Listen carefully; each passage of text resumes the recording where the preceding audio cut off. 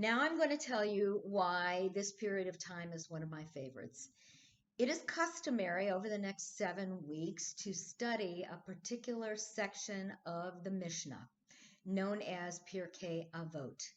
And before we talk about Pirkei Avot, I want to tell you a little bit about the Mishnah itself because for many people, their knowledge of sacred text is the Torah, which is the first section of the Hebrew Bible, the Tanakh. Maybe they know a little bit about the historic books like the Kings and the Prophets and so on. And then maybe they know a little bit about some of the writings like the Psalms, Proverbs, the various scrolls like the book of Esther and Ruth and so on. But when we get to some of the scripture and literature that came after the Tanakh, after the Bible, most people have only kind of a very fleeting familiarity with it. So I want to tell you a little bit about the Mishnah, and then we'll talk about Pirkei Avot, because you have to know from whence it comes in order to really understand and appreciate it. So the Mishnah is the first major work of rabbinic literature. It was the first major work after the Hebrew Bible. Now, there might have been other things as well, but I'm talking about the first major work. And Mishnah, the word Shana, yes, it means year, like Shana Tova, but it also means to teach or repeat and to study through repetition. And that's going to become very important after I tell you how the Mishnah came together. Because remember, this is the oral law. This is not the written law. Of course, it was written down at one point, but it was delivered orally for the most part until it was actually written down. So this was a piece of literature that was, I want to give you the exact dates, excuse me, it was between the years 10 and 220 of the Common Era. So not BCE, but CE, okay? So as you know, something pretty momentous took place in the year 70 CE, and that was that the temple in Jerusalem was destroyed.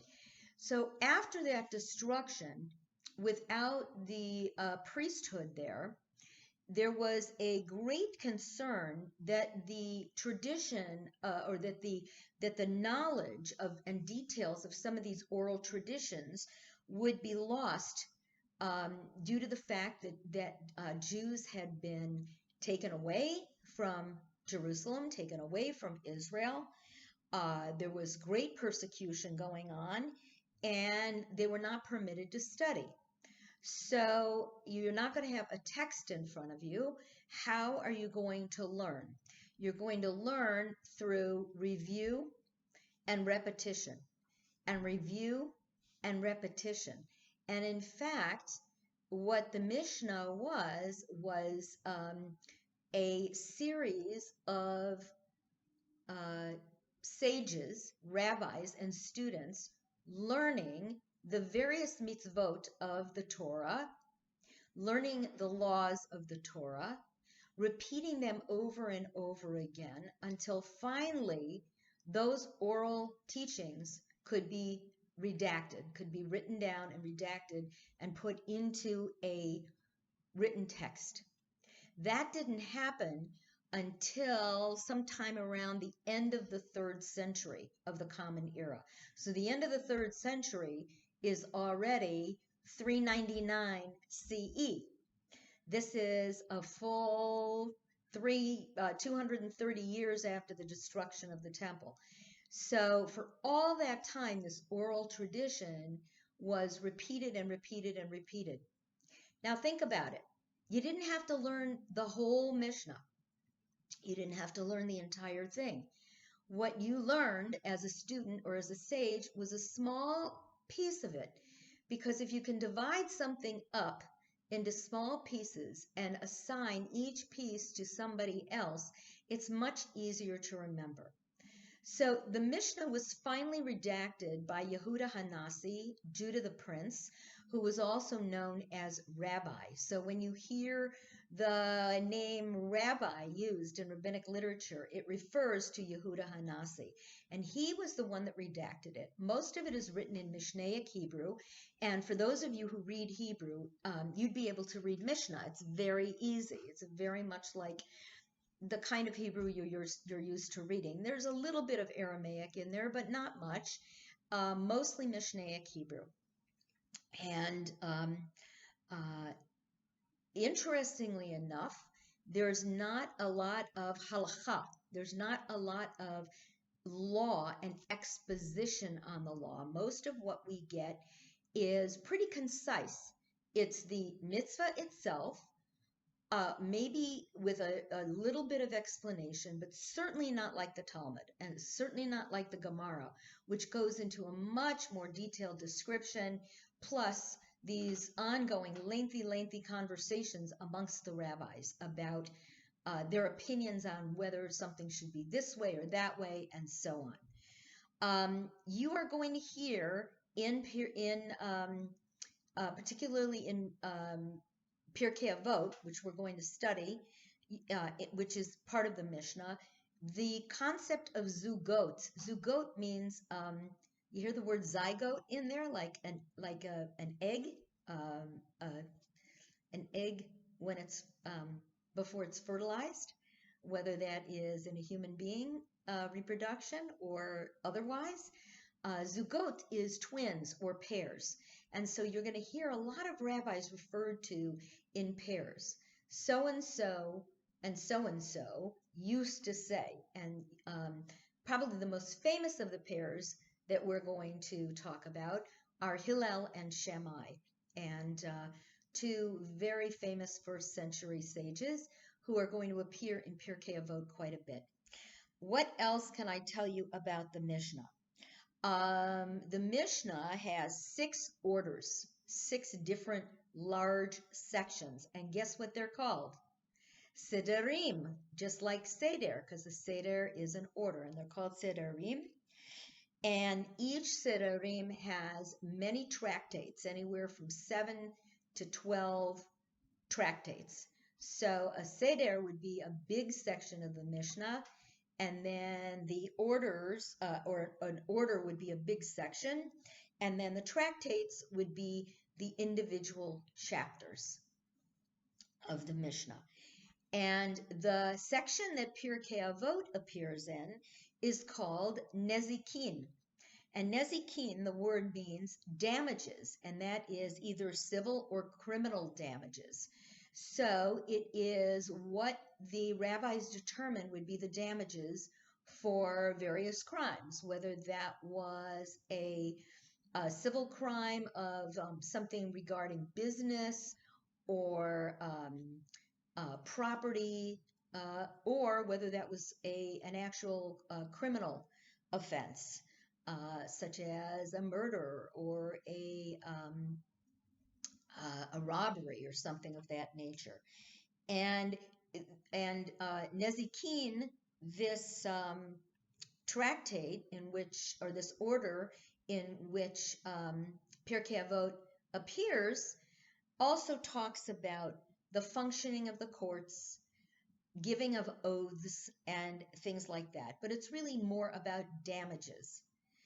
So it's very interesting that this section called Pirkei Avot exists in this particular tractate. So now I'm going to tell you a little bit about Pirkei Avot. Let me make sure that Nezikin, which is the 4th order. As I mentioned, there are 6 orders. Nezikin is the 4th order, and it has 10 distinct chapters, of which Pirkei Avot is the 9th.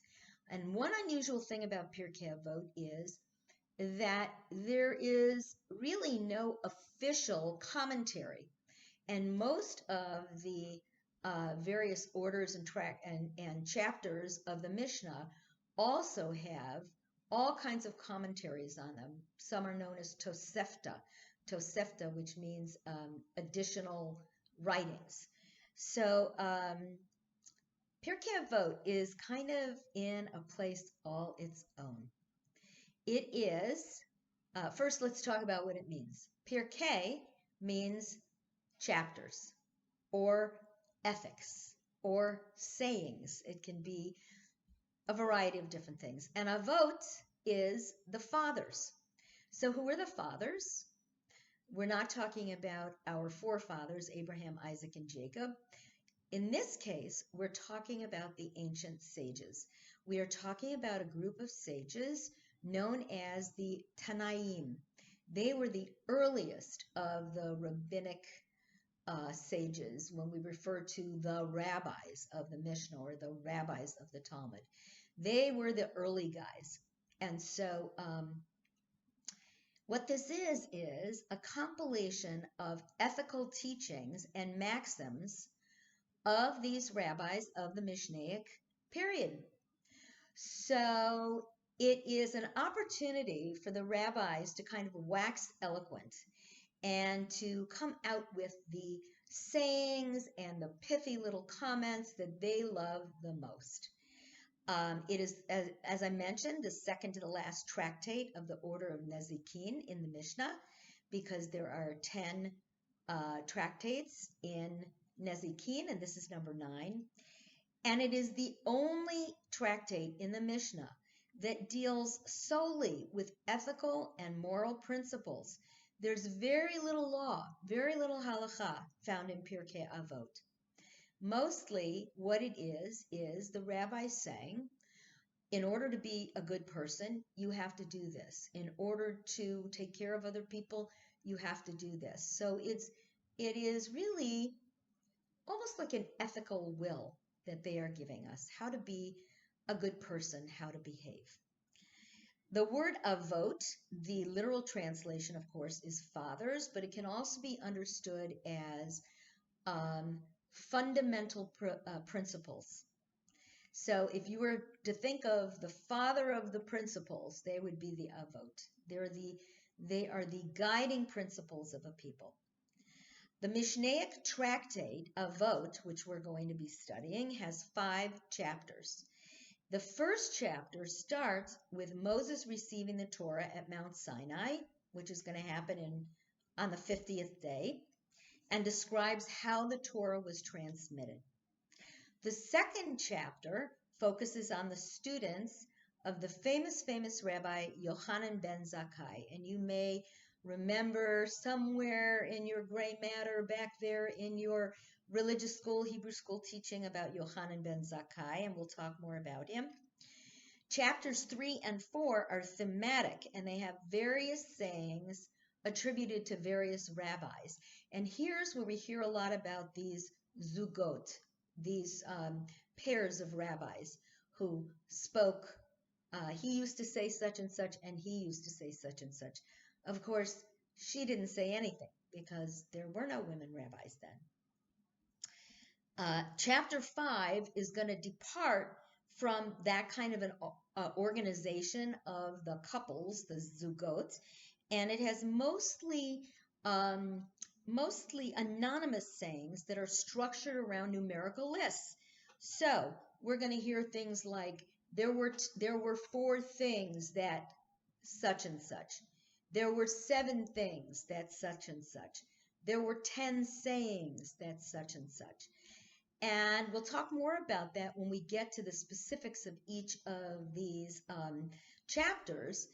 But what better way to remember something than if you know there are 4 or 7 or 10 of them, and you can remember that list.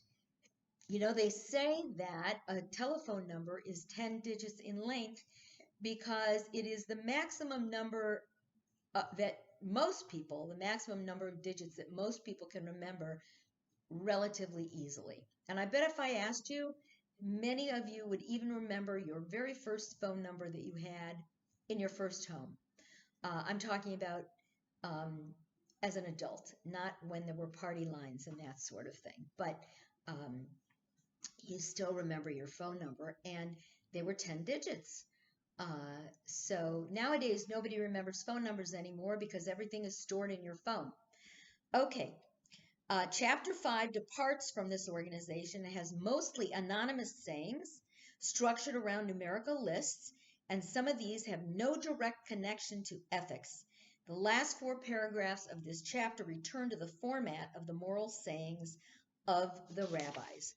And in most printed editions and in liturgical use, Avot has a 6th chapter called Kinyan Torah, Acquisition of the Torah, which is also found in another tractate of the Mishnah. And it's placed here because its content and style are somewhat similar to Avot, but it focuses more on Torah study than it does on ethics. So that is all I'm going to tell you today about the Mishnah and about Pirkei Avot and about the counting of the Omer. And when you join me tomorrow morning for Chai There with Rabbi Leah, we will continue our study of Pirkei Avot, and you'll find out why, as I said, it's one of my favorite things to do. So have a wonderful day. I look forward to seeing you all. Well, guess what? I just discovered that I have another 10 minutes. So I'm going to continue my lesson on Pirkei Avot. This live stuff is a little overwhelming still, but I realize that I've talked for about 20 minutes and I have 30. So far be it from any rabbi to not use up all their time, and I'm going to tell you a little bit more. So where I finished off talking to you, I had mentioned that there is this 6th chapter of Pirkei Avot and called Kinyan Torah. And it's different from the rest of the ethics of the fathers, but it also deals with some of these moral issues. It's a very similar style, but it also focuses on Torah study. So now usually these Mishnaic tractates have accompanying commentaries, usually in Aramaic, but that is not the case, as I mentioned, with Avot. There is, however, an expanded version that serves as a kind of a commentary, and that is known as Avot de Rebbe Natan. And I spent the summer between my 2nd and 3rd year of rabbinical school doing an independent study with my beloved professor Richard Saracen at the Hebrew Union College on Avot de Rebbe Natan, this quasi-commentary on Pirkei Avot. And it was a wonderful experience. I spent the entire summer translating it, and not only is there an Avot de Rebbe Natan A, there's also an Avot de Rebbe Natan B. So I spent the entire summer doing a self-study where I translated that. From the time of Saadia Gaon in the 10th century, and I'll talk to you a little bit about Saadia, it is customary to study 1 chapter a week on each Shabbat between Passover and Shavuot. So ostensibly, last Shabbat, we would have studied chapter 1 this past Saturday. Instead, we're going to study chapter 1 during the week, and then we'll pick up with chapter 2. And I'll try to, we're not going to get through the entire chapters because there is, even though they're short, there is so much amazing information and so much that you are going to find familiar that we just can't possibly get through it all. We would have to be like the rabbis. We'd have to sit in the yeshiva 24 hours a day, 7 days a week, studying nothing but Pirkei Avot. Today, The tractate is studied on each Shabbat also of the summer from Passover to Rosh Hashanah, even though this isn't a perfect 6-week cycle. There's more weeks between Shavuot and, from Shavuot to Rosh Hashanah than there is from Passover to Shavuot. So we're going to study as much as we can. We're going to enjoy what we study. At least I know I will, and I hope that I will pass some of that enjoyment and enthusiasm on to you. And I want to talk to you a little bit about Sa'adia Gaon. Sa'adia, the word Sa'adia, means excellency. And Gaon is where this particular individual was from. And Sa'adia Gaon is very, very important in rabbinic literature. He was one of the premier Talmud scholars of the 10th century. And many of the responsa, the questions that were sent, were answered by him and other excellencies of his kind. So he initiated this practice, this custom of studying one chapter a week on the Shabbat between Passover and Shavuot. And there are 6 Shabbatot between Passover and Shavuot. There's a total of 49 days, but we start on the first Shabbat. So there are 6 chapters, there are 6 Shabbatot. Works out perfectly, doesn't it? The practice, as I mentioned, of studying over the summer on the Shabbat from Passover to Rosh Hashanah means that you repeat the cycle, because that is clearly more than 6 weeks. But there's enough material in there that you can really enjoy it and study it. My hope is that somewhere in a computer file I'll be able to find the paper that I wrote on Avot de Rebbe Natan, so I can share some of those insights with you. And God only knows, it's probably in a carton somewhere in my garage, and I don't know that I'll be able to find it, but I am certainly going to look for it. Maybe I'll get lucky and find it in the office if I make a run over one day this week. It's common to proceed and conclude each chapter of Pirkei Avot with a special verse from somewhere else in the Mishnah.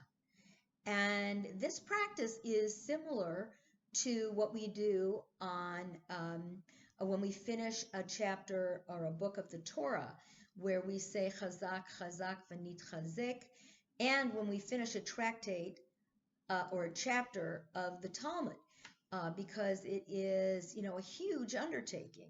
And so you give yourself a little virtual pat on the back by saying this special verse and thanking God for allowing you to study, and so on.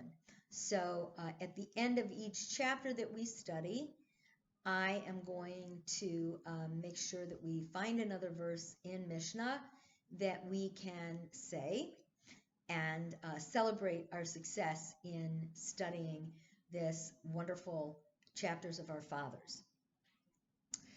You are going to find, as we go through this process, that there are many, many, many famous rabbinic sayings that are familiar to everyone and attributed to the famous rabbis of the Mishnaic period, such as Rabbi Hillel, Rabbi Shammai, Rabbi Tarfon, Rabbi Eliezer, Rabbi Shimon. These are names that you probably hear often. Rabbi Tarfon said, Rabbi Eliezer said, Rabbi Hillel said. And some of these you will know very well, and you'll be amazed at your the keen knowledge that you already have of tractate, of the order of this particular these chapters, because you're going to come across so many different sayings that you already know. So what are the major themes that we have here? Throughout Pirkei Avot, they include, and I love this is why I love this book, showing kindness to others, respect for the other person, respecting God, seeking peace, taking precautions to avoid transgressions, being humble, being circumspect in prayer, combining Torah learning with labor. How do you like that?